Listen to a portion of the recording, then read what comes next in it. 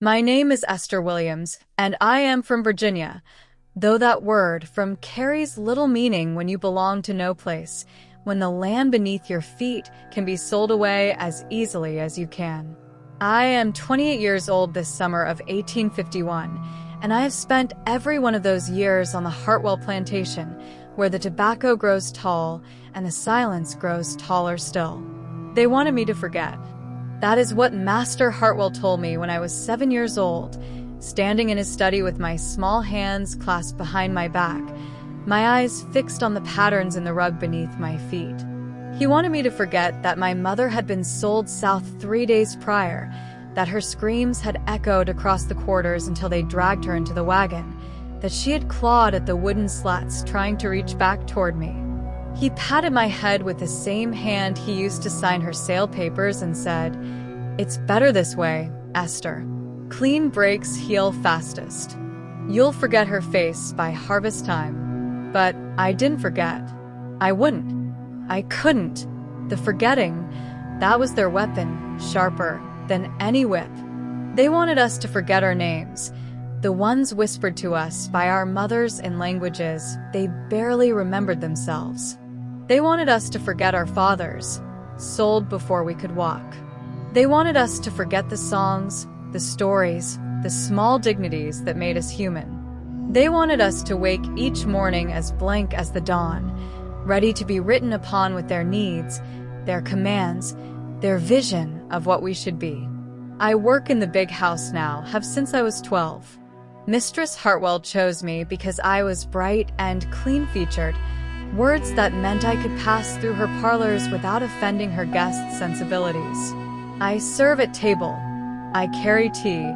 I stand for hours holding things that weigh nothing while my back screams with the weight of standing still. I watch them eat meals that could feed my people for a week. I listen to them discuss the weather, politics, the troublesome nature of their property, meaning us, as if we are no more sentient than the chairs we polish. And every day, they want me to forget that I see it all. The Hartwell house is a monument to what forgetting looks like when it succeeds. There are portraits on every wall, 3 generations of Hartwells staring down with painted eyes that follow you through the rooms.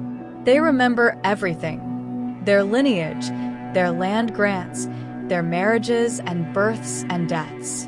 Their memories are immortalized in oil and canvas, in silver frames, in the family Bible that sits on the parlor table with every name inscribed in careful script. We have no such record. We have no portraits, no Bible, no careful inscriptions. When we die, we are listed in the estate ledger next to the livestock. Negro woman, Bessie, aged 43, deceased. That is our immortality. That is what remains when memory fails. But I remember Bessie. I remember how she hummed while she worked, how she knew which herbs would calm a fever, how she held my hand the night my mother was taken and told me, "You got to be the remembering kind, child. That's how we survive." I am the remembering kind. In the quarters at night, after the day's labor has wrung us dry, I sit with the old ones and listen.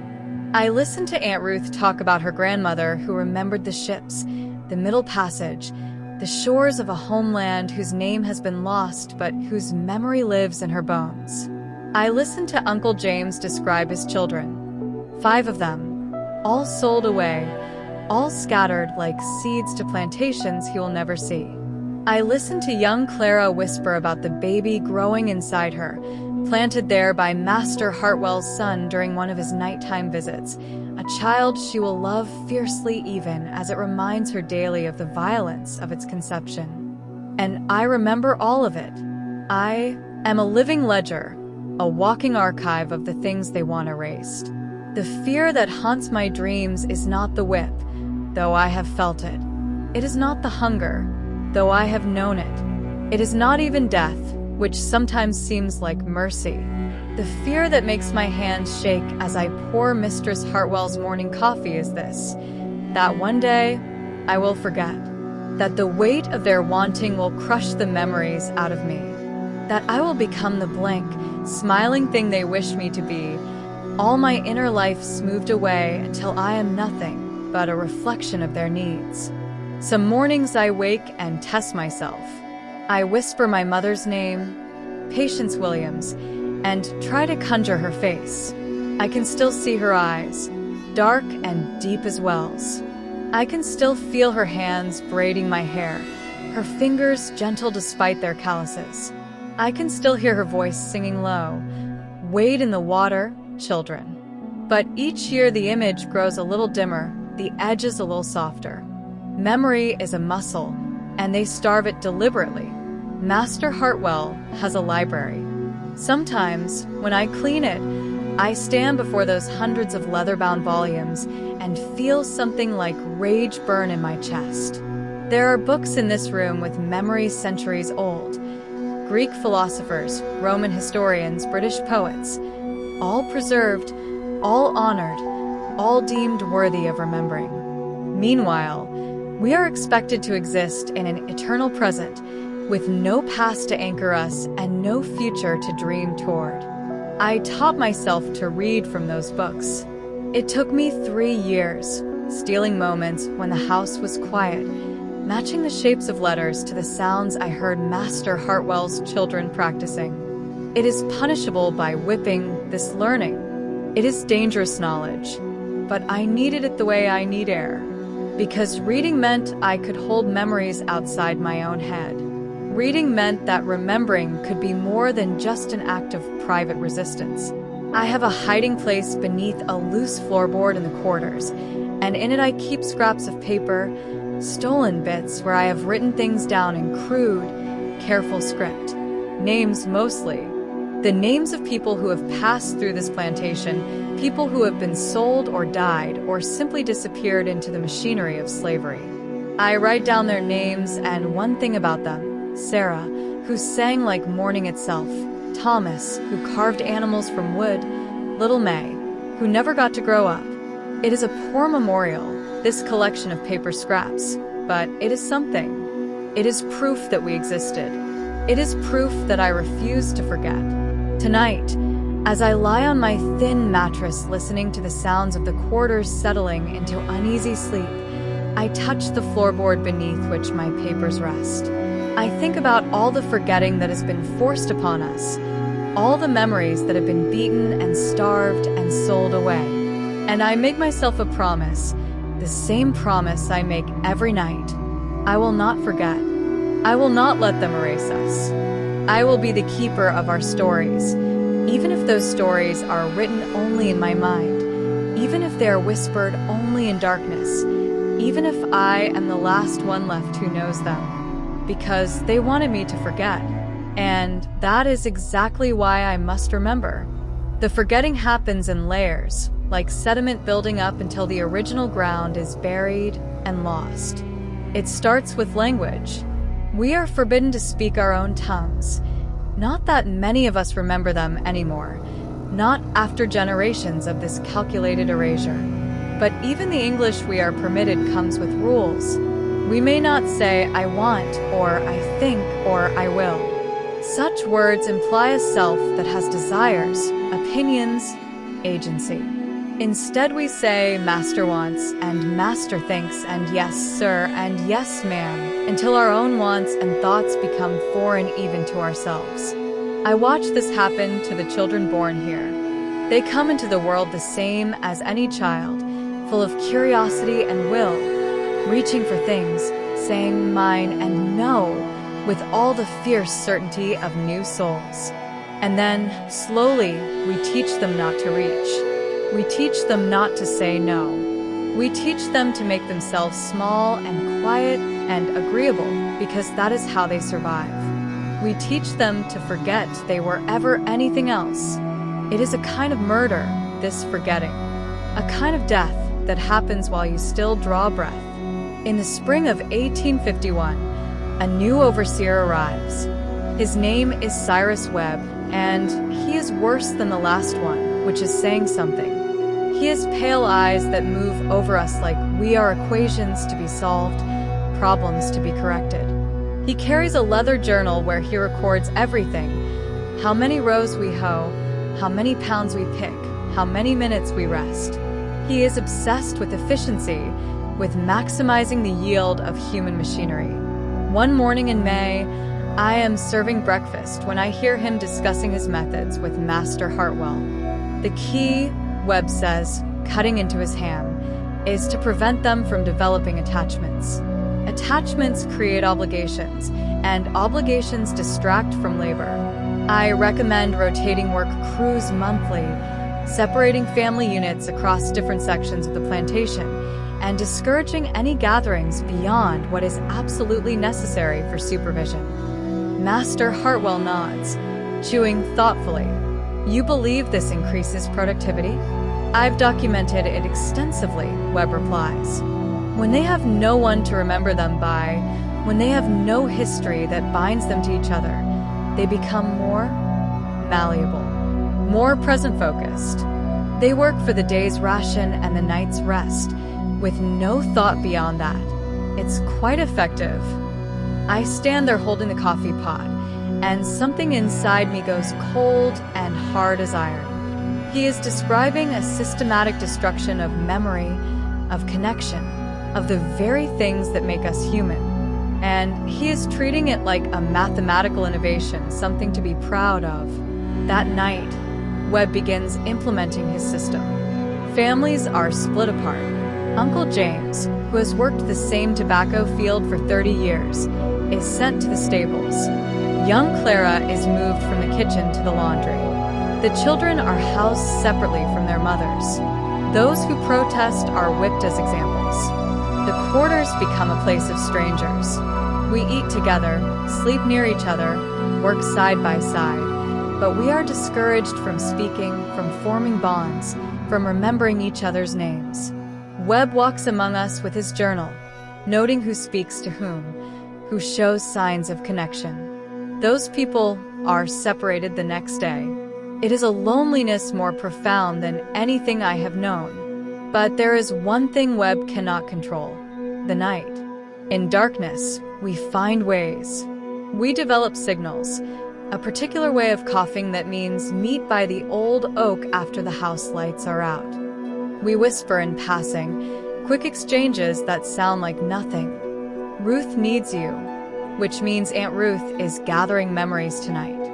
James says hello, which means Uncle James has news from the stables, where sometimes he overhears plans for sales or transfers. I become a courier of memories.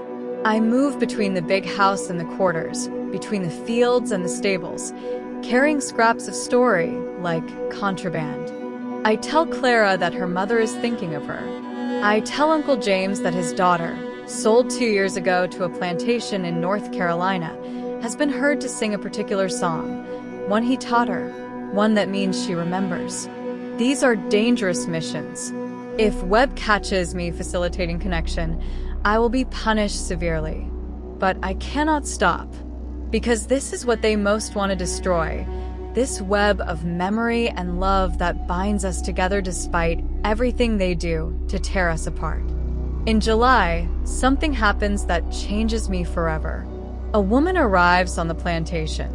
Her name is Hannah, though she tells me later her mother called her Dees, a name from across the ocean that means princess or first daughter. She has been sold from plantation to plantation her whole life. She is 35, and this is her 7th place. She has no family left that she knows of.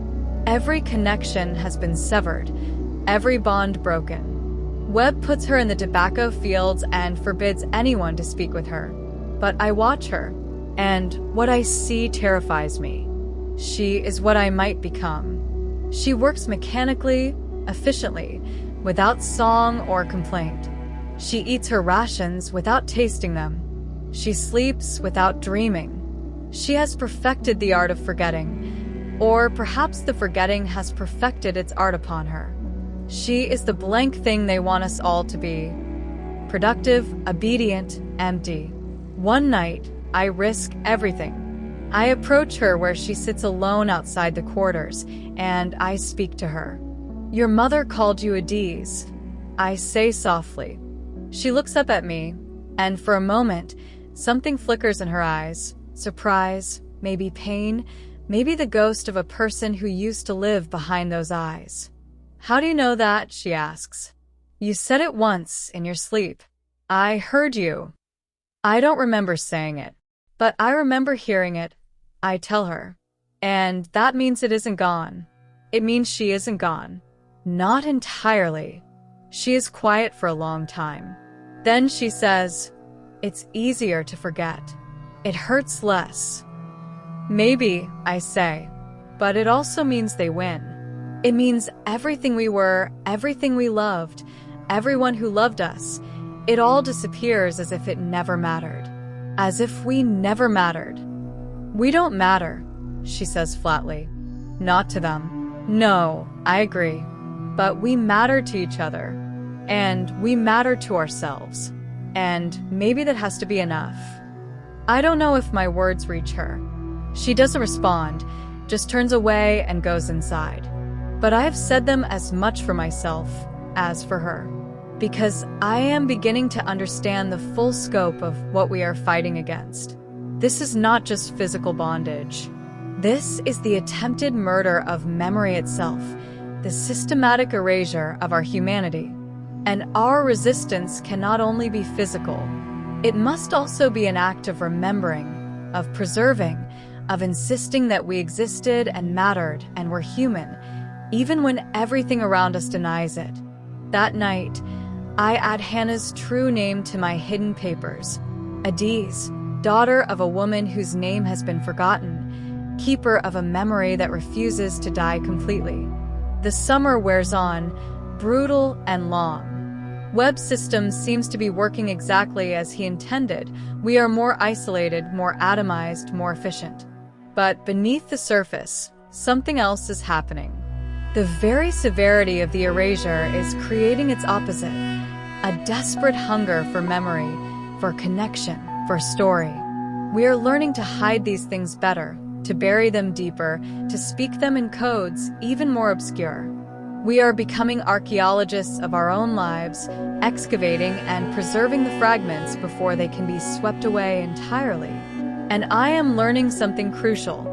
They can take almost everything from us, but they cannot take what we refuse to surrender. Memory is an act of will.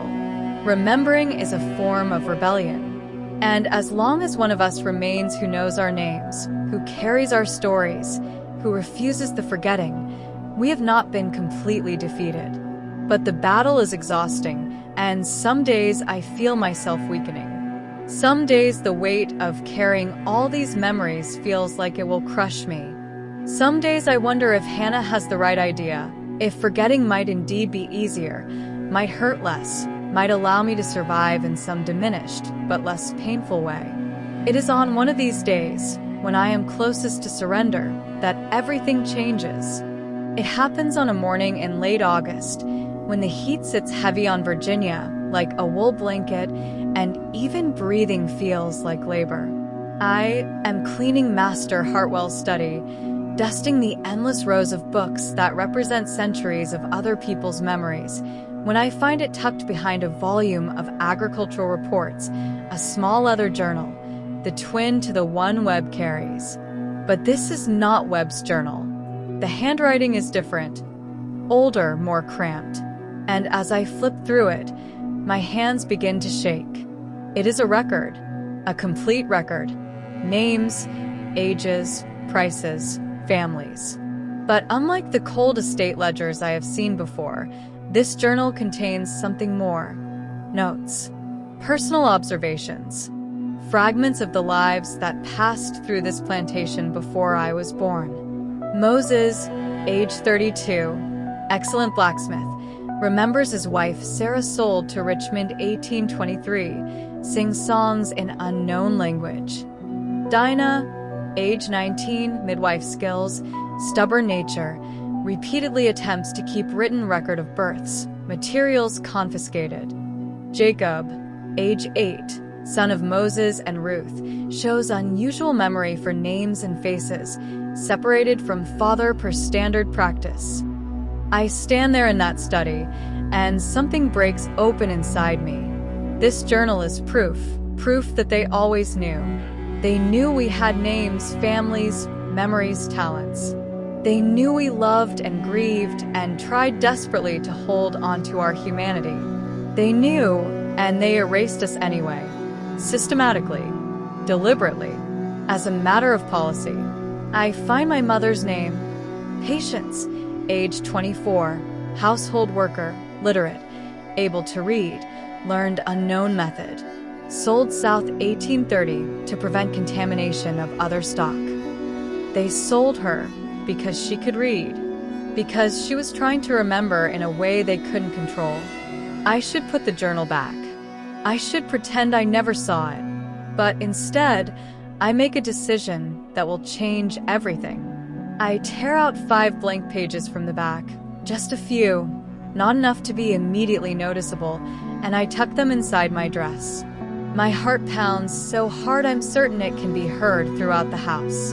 But no one comes. No one notices. That night, I don't sleep. Instead, by the light of a candle stub I've saved, I begin to write. Not just names now, but stories.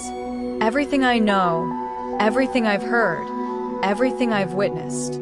I write about my mother, about Bessie, about the old ones whose memories reach back further than I can imagine. I write about Clara's baby, born in August and already learning to make herself small.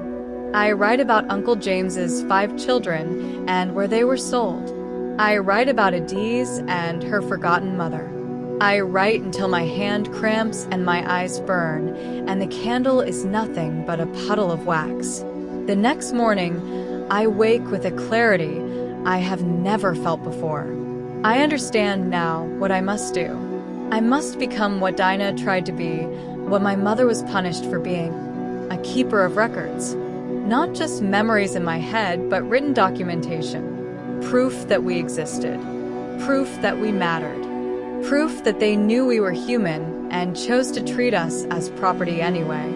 It is the most dangerous thing I have ever attempted. Over the following weeks, I develop a system. I steal paper wherever I can find it, scraps from waste baskets, blank pages from damaged books, the backs of old letters. I hide them in multiple locations, beneath floorboards, inside the lining of my one spare dress, under a loose stone in the foundation of the quarters. I write in the darkest hours of night, and I write in a hand so small that one page can hold what would normally take 3. And I gather stories with new urgency. I approach people I have never spoken to before, people Webb has isolated. I take enormous risks, whispering questions while we work, memorizing answers to write down later. What is your name? Where were you born? Who do you remember? Not everyone wants to remember. Some, like Hannah, have chosen forgetting as their survival strategy, and they see my questions as cruel, like pressing on a wound. But others respond like flowers to rain. They weep as they tell me about children they will never see again, about parents long dead, about small moments of joy amid the brutality. They trust me with their stories, and I understand the responsibility I am accepting. I am becoming a living archive, a secret library of the people the system is trying to erase.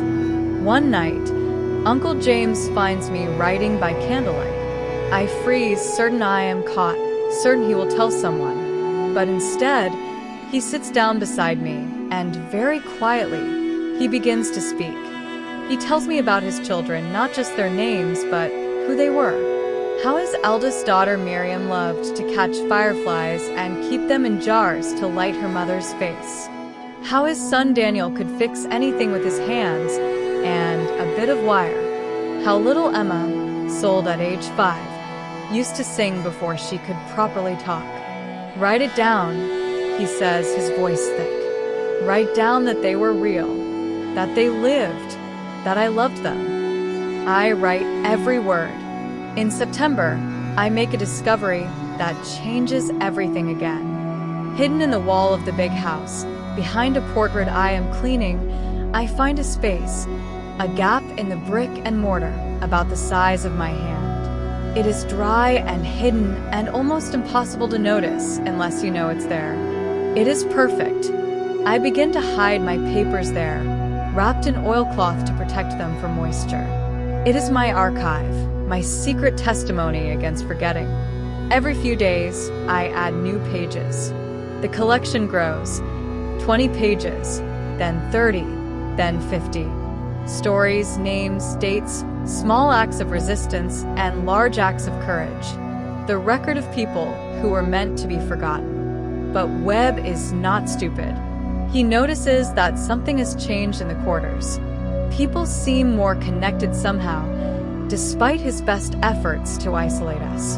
There are looks exchanged that carry too much meaning. There is a solidarity that shouldn't exist under his system. He increases his surveillance. He makes surprise inspections of the quarters at night. He questions people individually, trying to find out what we are hiding. And I know it is only a matter of time before he discovers my secret. One October morning, he calls me to his office. My blood turns to ice water. "Esther," he says, his pale eyes fixed on me. "I have been observing you. You move through this plantation like a shadow, present everywhere, speaking to everyone. What are you doing?" "My work, sir," I say, keeping my voice neutral, my eyes down. "Your work," he repeats. "And what would you say your work is exactly?" "Whatever master and mistress require, sir. And yet you seem to require very little supervision. You seem to know exactly where to go, exactly who to speak to, exactly how to navigate this plantation despite my efforts to create order and separation." He stands and walks around his desk, coming close to me. I can smell tobacco and sweat and something else, the particular scent of cruelty that some men wear like cologne. "I think you're a problem, Esther. I think you are the thread that holds something together that I am trying to unravel. And I intend to discover exactly what that something is." He dismisses me, but I know I have been marked. I know the danger has escalated beyond anything I have faced before. That night, I make a decision. I take all my hidden papers from their various locations, and I place them in the wall behind the portrait. And then I write one more page, a kind of introduction, explaining what these papers are and why they exist. "My name is Esther Williams," I write. "I was born on the Hartwell Plantation in Virginia in 1823. They wanted me to forget my mother, my history, my humanity. They wanted all of us to forget, but we refused.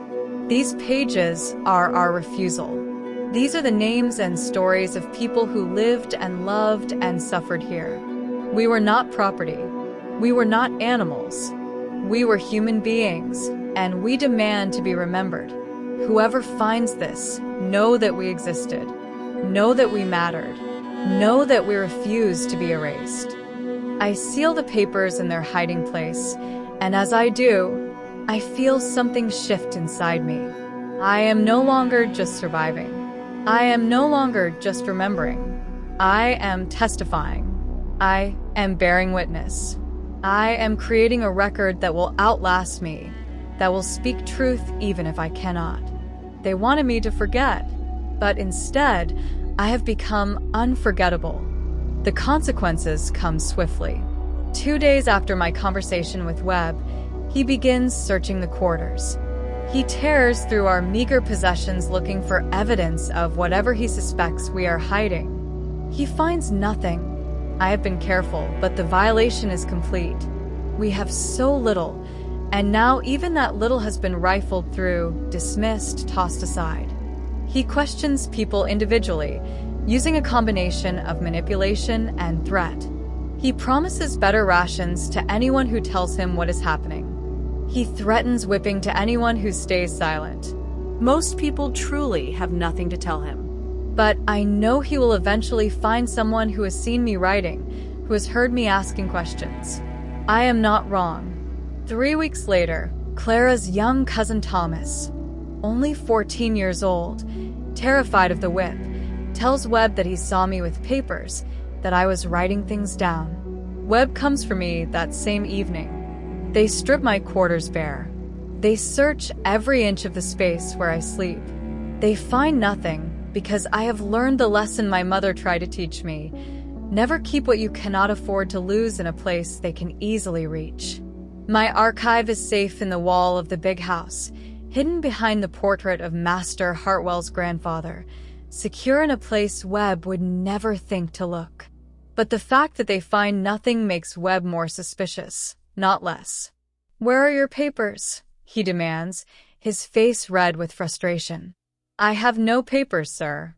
"You were seen with them." "Thomas is mistaken, sir. Perhaps he saw me with rags, or with something I was carrying for mistress." He strikes me then, a backhanded blow that snaps my head sideways and fills my mouth with blood. "Do not lie to me." I spit blood onto the ground and look up at him. And in that moment, I make a choice. I could continue to deny everything, to play the part of the confused, simple house slave. But something in me refuses. Something in me is tired of making myself smaller, of pretending I am less than I am, of acting as though their vision of me is the truth. I am not lying. I say clearly, I have no papers. But even if I did, they would not be yours. My thoughts are not your property. My memories are not yours to confiscate. The beating that follows is severe. Webb is methodical about it, the way he is methodical about everything. He does not beat me in anger, but in calculation, enough to punish, not enough to make me unable to work. When it is over, I can barely stand. Uncle James and Adiz help me back to the quarters. "Why did you say that?" Adiz whispers as she cleans my wounds. "Why did you provoke him?" "Because," I say through split lips, "I am tired of pretending they own all of me. They own my labor. They own my body. But they do not own my mind, and I will not act as though they do." Something changes in her face as I say this. Something that has been locked tight for years begins to open. Over the following weeks, I heal slowly. My back bears new scars to add to the old ones. But something else happens during this time. People begin to find me. Quietly, carefully, they come with their stories. The beating has not intimidated them as Webb intended. Instead, it has shown them that remembering is worth fighting for, that there is dignity in refusing to be erased, even at great cost. An old man named Samuel tells me about the ships. He was brought over as a child, and his memories are fragmentary but precious. He describes the sound of the ocean, the smell of too many bodies pressed together, the singing in the darkness that kept their spirits alive when everything else was trying to kill them. A young woman named Mercy tells me about her mother, who was sold away 5 years ago. "I'm forgetting her voice," she says, tears streaming down her face. "I can remember her face. I can remember her hands, but her voice is fading. Will you write down what I remember before it's all gone?" I cannot write anything down right now. It is too dangerous. Webb is watching too closely. But I memorize every word. I collect these stories in my mind like pearls on a string, and I promise myself that when I can safely write again, I will record every single one. Winter comes, and with it a shift in the plantation's rhythm. Master Hartwell is struggling financially. I overhear conversations about debts, about falling tobacco prices, about the need to liquidate assets. I know what this means. Some of us will be sold. In January 1852, the sales begin. 15 people are taken to the Richmond market, including Uncle James. On the morning he leaves, he finds me in the kitchen and presses something into my hand, a small carved wooden bird, no bigger than my thumb. "I made this for my daughter Miriam," he says, "but I want you to have it. You're doing what I cannot. You're keeping them alive. You're making sure they're not forgotten." He is shackled and taken away before I can respond. I clutch the wooden bird so tightly It leaves an impression in my palm. That night, despite the danger, I retrieve my papers from their hiding place. I have to be quick. Mistress Hartwell is ill and retired early, giving me a small window. I add Uncle James's story to the archive, including every detail he told me about his children. I describe the wooden bird and what it represents, and I make a note. James Patterson, sold to Richmond January 12, 1852. He loved his children. He remembered them until the end. He mattered. Over the winter, I refine my methods. I develop a kind of shorthand, a way of writing that packs more information into less space. I memorize locations of hiding spots throughout the plantation, not just the main archive, but smaller caches where I can stash individual pages if I need to move them quickly. I learn to write in darkness, by feel alone, my fingers remembering the shapes of letters, and I begin to teach others. Not to write, that would be too dangerous for most, but to remember more effectively. I share techniques, how to create memory chains, linking stories together so one triggers another, how to preserve details by attaching them to sensory experiences, how to rehearse memories regularly so they don't fade. We are creating an oral archive to complement my written one, a network of rememberers who can preserve our stories even if my papers are discovered and destroyed.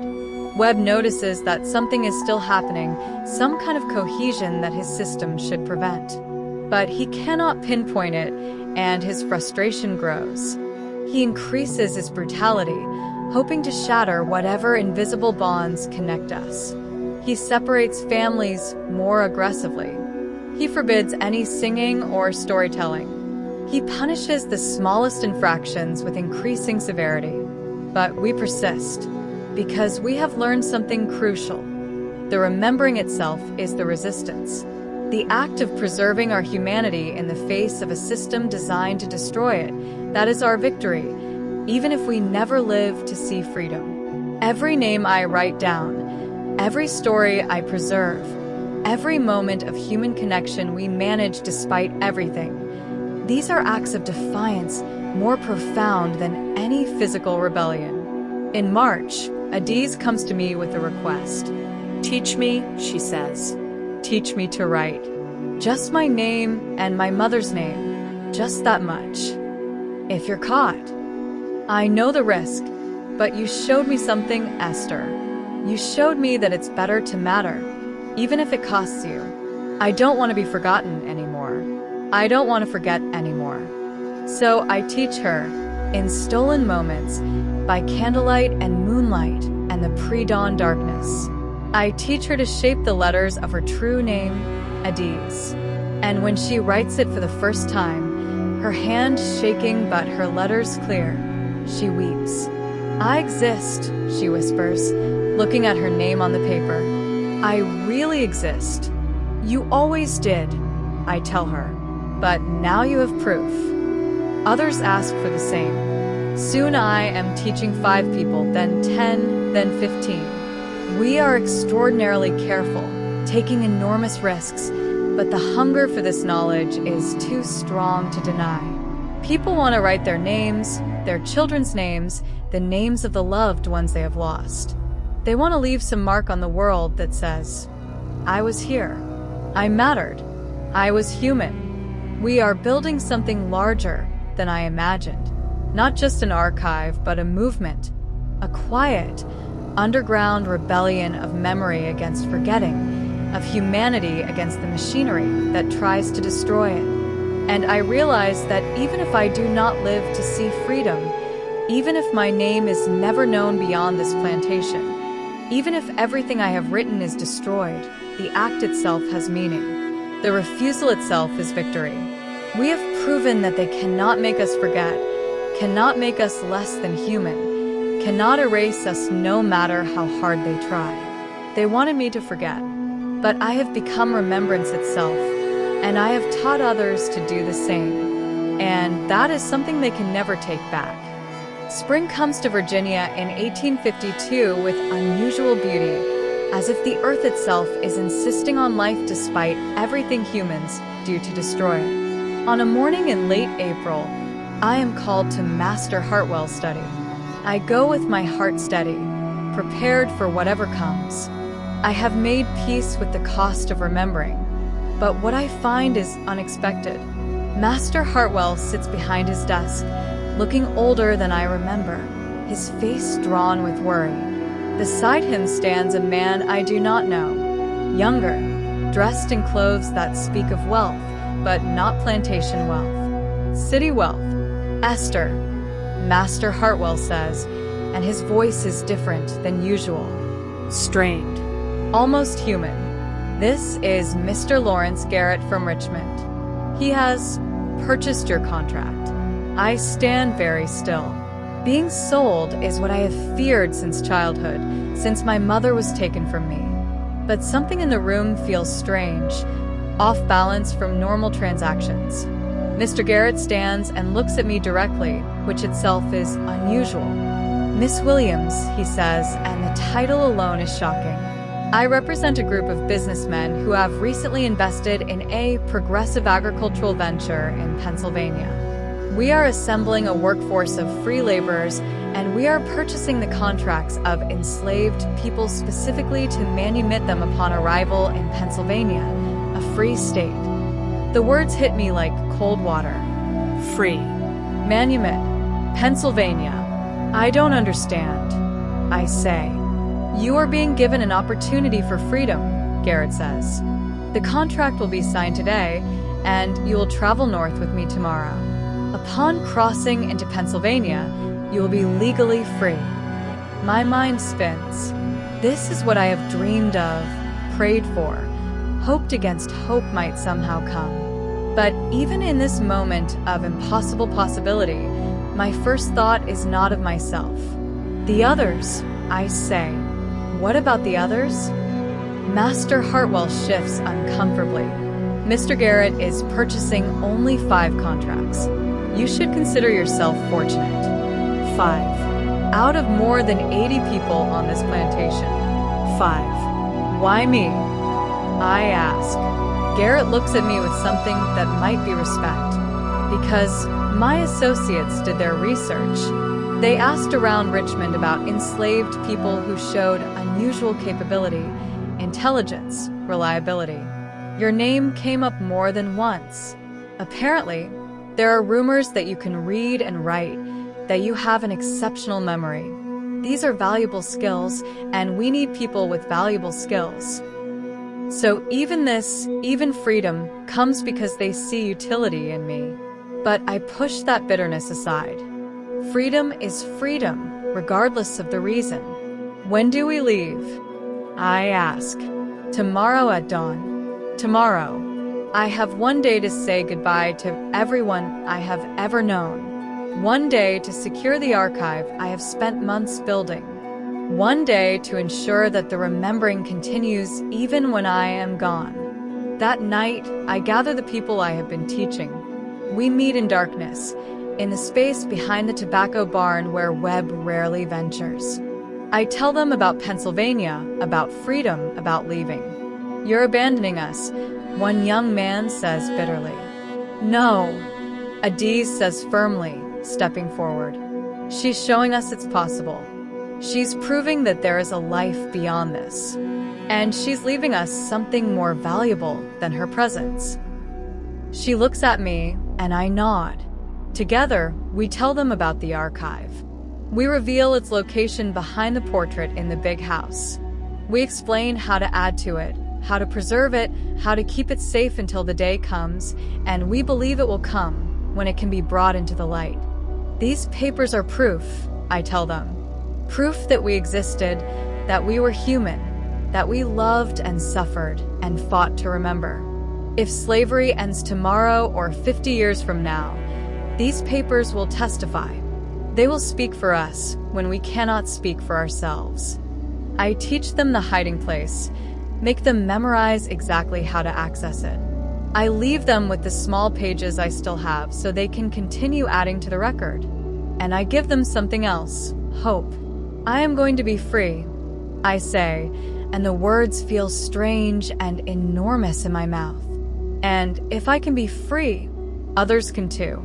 This system that wants us to forget, that wants to erase us, it is not eternal. Nothing built on cruelty can stand forever. And when it falls, our memories will still be here. Our truth will still be here. We will still be here. Before dawn, I make one final visit to the archive. I add a last entry, dated April 25th, 1852. Today I leave for freedom. I do not know if I will ever return to Virginia, if I will ever see these people again, if anyone will ever read these words. But I know this. We refuse to be forgotten. Against impossible odds, against a system designed to erase us, we preserved our humanity. We kept our names, our stories, our memories alive. To whoever reads this in whatever future awaits, we were here. We mattered. We loved. We suffered. We survived. And we demand to be remembered. I sign my name clearly. Esther Williams, daughter of Patience Williams, keeper of memories. The journey north takes 5 days. I travel with 4 other people, 2 men and 2 women, all of us purchased for manumission, all of us moving toward an impossible dream. We do not speak much. We are afraid to believe it until it happens, afraid that some trick or reversal will snatch freedom away at the last moment. But on April 30th, 1852, we cross the border into Pennsylvania. Mr. Garrett gathers us together and presents us each with papers, manumission papers, legal documents that declare us free. I hold mine with shaking hands and read my name, Esther Williams, free woman. Free. The word feels too large, too bright, too impossible to be real. But it is real. I am standing on free soil. I am no longer property. I am a person in the eyes of the law. The others celebrate, and I celebrate with them. But that night, lying in a boarding house for free Black people in Philadelphia, I think about Virginia. I think about the people still there, still enslaved, still fighting to remember. I think about Adiz learning to write her name. I think about the wooden bird Uncle James gave me, which I carry in my pocket like a talisman. I think about the archive hidden behind the portrait, waiting to be discovered. And I make a new promise. I will not forget them. I will not move into freedom and leave the memory of them behind. I will tell their stories. I will make sure the world knows what happened on that plantation, what happens on every plantation where human beings are treated as property. I will be a witness, a testimony, a living archive of the people who are still waiting for freedom. Over the following months, I establish a new life. I find work as a seamstress, then as a teacher in a school for Black children. I learn to navigate freedom, which is both more wonderful and more complicated than I imagined. I am no longer property, but I am also not equal. I am free, but the shadow of slavery still shapes everything. In the evenings, I write. I fill journal after journal with the stories I carried from Virginia. I write about my mother, about Uncle James, about Adiz, about Samuel and Mercy and Clara, and every person whose name I recorded in that hidden archive. I write about the system of forgetting, about how it worked, about what it cost us, and how we resisted it. I connect with abolitionists, with people who are fighting to end slavery. I speak at meetings, at churches, at small gatherings. I tell them, they wanted us to forget. That was the cruelest part. Not just the physical brutality, but the systematic erasure of our humanity, our memories, our connections. But we refused. And that refusal, that insistence on remembering, on preserving our stories, that is resistance just as real as any escape or rebellion. People listen. Some cry. Some are angry. Some commit themselves more deeply to the cause. And I know that my testimony matters, that these stories have power, that remembering itself is a kind of freedom. Years pass. The fight over slavery intensifies. The nation moves toward war, toward a reckoning that has been delayed too long. And through it all, I keep writing, keep teaching, keep remembering. In 1865, when the war ends and slavery is abolished, I am 42 years old. I have been free for 13 years. And on the day the news comes, I sit down and write a letter to the Hartwell plantation, or to whoever might be there now, to whoever might find the archive I left behind. The forgetting has ended, I write. Slavery has ended. We are free, all of us. And now our stories can be told without fear. Now our names can be spoken aloud. Now the archive hidden behind the portrait can be brought into the light. We existed. We mattered. We refused to be erased. And we won. I never know if my letter reaches anyone. I never know if the archive survives the chaos of war and emancipation. But I know what I carry. The memories of people who deserve to be remembered. The stories of resistance and humanity in the face of impossible cruelty. The proof that we were always human, always worthy, always more than what the system tried to make us. On the last page of my final journal, written in 1882 when I am 59 years old and feeling the weight of years, I write this. My name is Esther Williams. I was born enslaved in Virginia in 1823. They wanted me to forget my mother, my history, my people, my humanity. They built an entire system designed to erase us, to make us blank and empty and useful only for their purposes. But I refused, and I taught others to refuse. We became keepers of memory in a place that demanded forgetting. We preserved our names, our stories, our love, our dignity. We proved that humanity cannot be erased, no matter how hard cruelty tries. I am an old woman now, and my memories are fading as all memories do with time. But I have written them down. I have testified.